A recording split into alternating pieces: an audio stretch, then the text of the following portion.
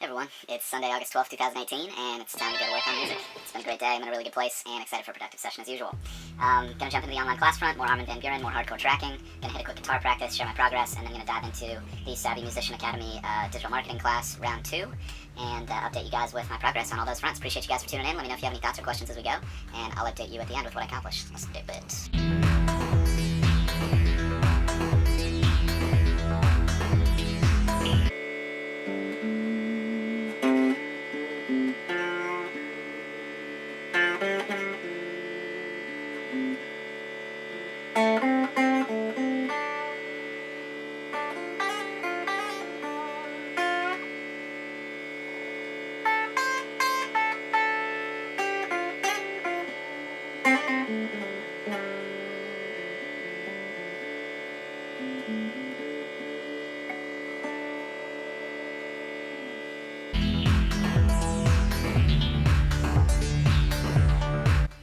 Alright, great day overall. Got into the online class front, hit the Armin van Buuren class. It's going fantastic. He was talking about arranging trance music, and when he talks about arranging, and when we talk about arranging in general, really talking about how we move parts in and out of the track, how we use fills, how we use different instruments, different textures, volume levels, filters, to tell a story and really build into a beautiful payoff for the listener, and keep the listener engaged and keep the music exciting and emotional and telling a story that just feels great.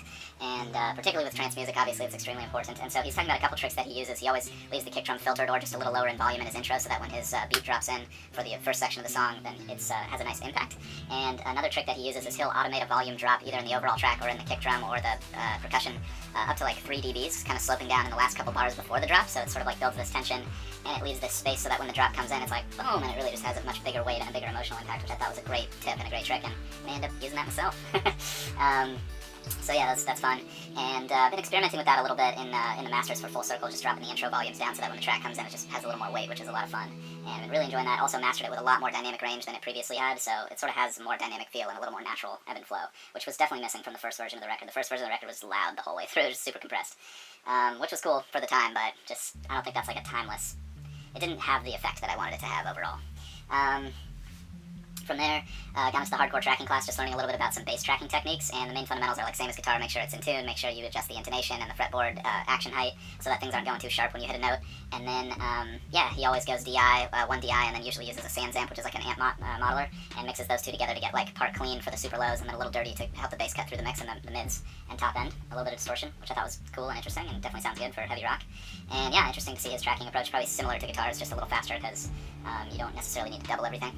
And yeah, it was great. From there, got into, I really wanted to take a few days off from listening to the Full Circle stuff, but I couldn't help it. I mean, I could have held off, but it was so painful, I just wanted to get a little taste, and I listened to Strictly Academic and a little bit of an Into Infinity, and it is just as good, if not better, as it was yesterday, which is so freaking awesome, and I just want to savor that for a few days before I put it out in the real world and really like run it through its paces, but I'm pretty stoked. Suffice to say, I feel like the main thrust of it is translating regardless of what speaker system I'm using, and that's really the point of mastering, isn't it? To get things to translate on a wide variety of systems in a wide variety of contexts, so yeah, really exciting.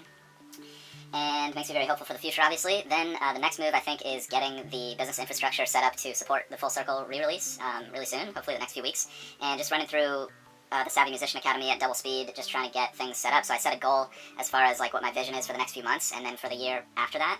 And you know, as much as I want to set a bigger goal, I think like what I set is a good goal that'll push me, but that's very achievable.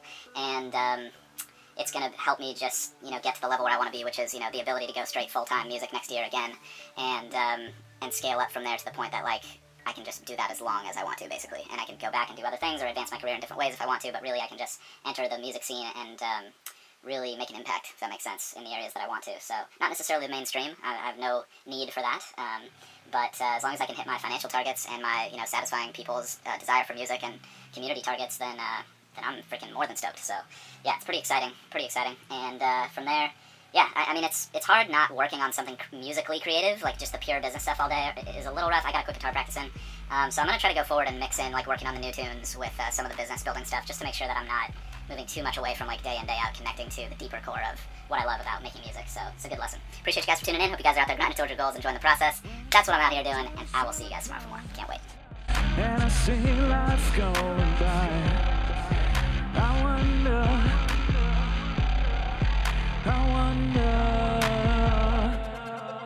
desire is calling me.